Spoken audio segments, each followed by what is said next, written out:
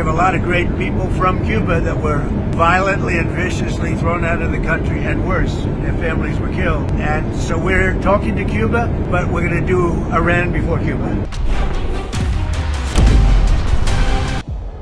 We're talking to countries about policing the straits, because they are the ones, we don't get oil, very little, 1%, 2%. China, as an example, gets about 90% of its oil from the Hormuz Strait.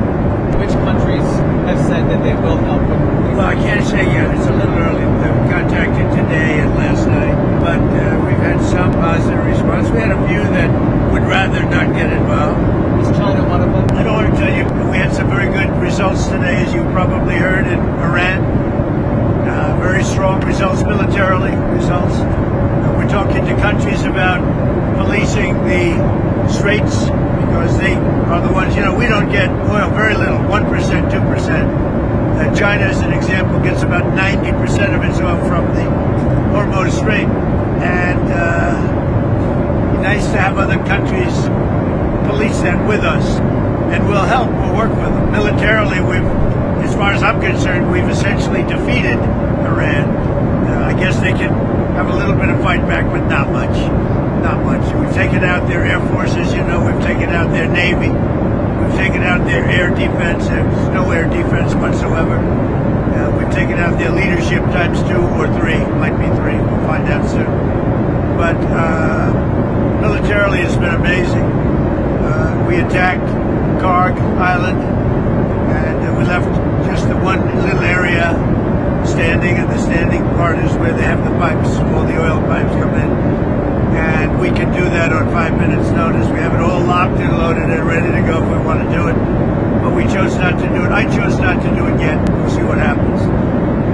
They want to negotiate. They want to negotiate badly. I don't think they're ready.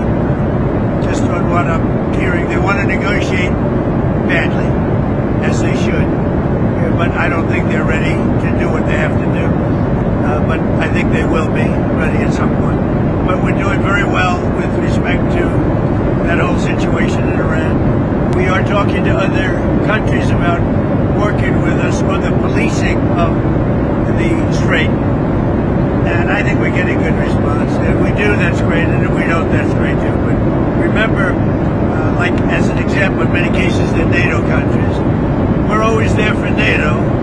We're helping them with Ukraine. As many, it's got an ocean in between us. Doesn't affect us, but we've helped them.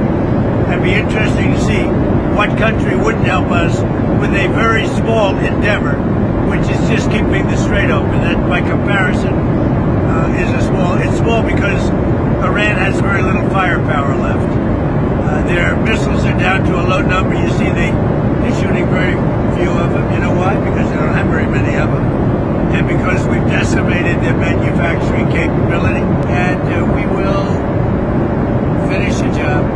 Mr. President, which countries have said that they will help? Well, I can't say yet. It's a little early. They've contacted today and last night. But we've had some positive response. We had a few that would rather not get involved. Is China one of them? I don't want to tell you about that. I mean, I can't really say for sure, but China's an interesting case study. They get most of their oil, as you know, by far. They get a lot, about 90% from the strait. So I said, would you like to come in, and we'll find out. Maybe they will, maybe they won't. There's some other deeper reasons why they may not. They should come in my opinion.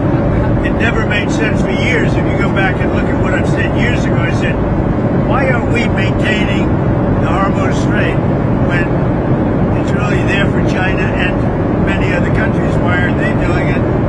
And that's because we had weak leadership, to be honest with you. But I'm bringing it up now because I think even long term, I think it's something that other countries should help us with. How many other countries, Mr. President? And again, remember, there's about 7. We talked to about 7.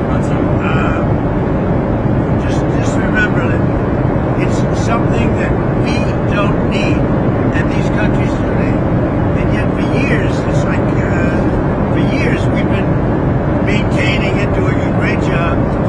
And now that the war now that they've been diminished in terms of military, their military has been greatly diminished. I think it's a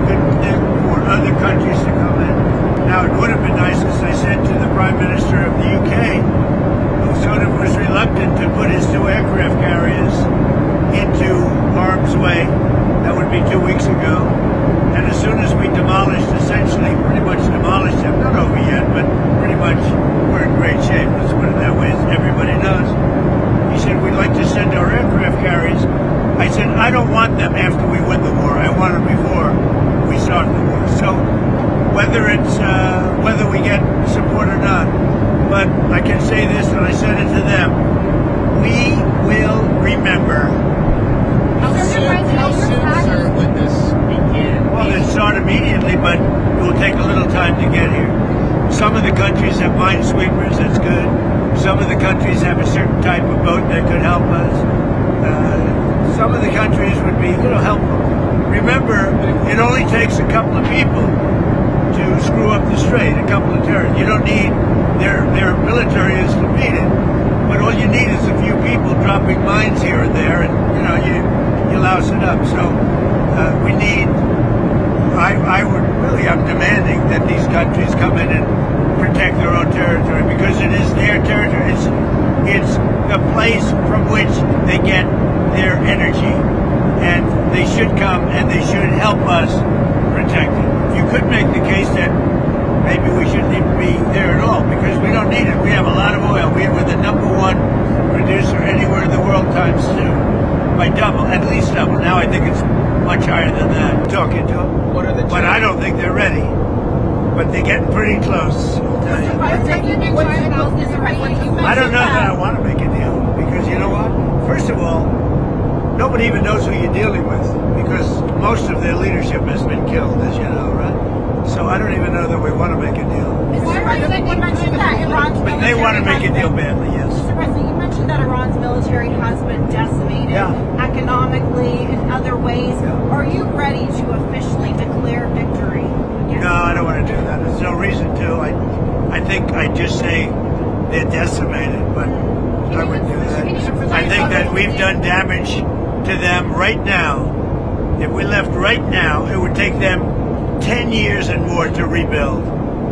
But I'm still not declaring it over. Our military is incredible. The job they've done is just incredible. We have a lot of great people from Cuba that were violently and viciously thrown out of the country, and worse, their families were killed. And so we're talking to Cuba, but we're going to do Iran before Cuba. And what is at risk? And people have been waiting 50 years to hear this story with Cuba. And when I left Palm Beach today, there were thousands of people on the road. I'm sure you saw them. And they were from Cuba and from Venezuela, all friendly, waving the flag and waving the American flag. They've been waiting 50 years for what's happening with Cuba. So I think something will happen with Cuba pretty quickly.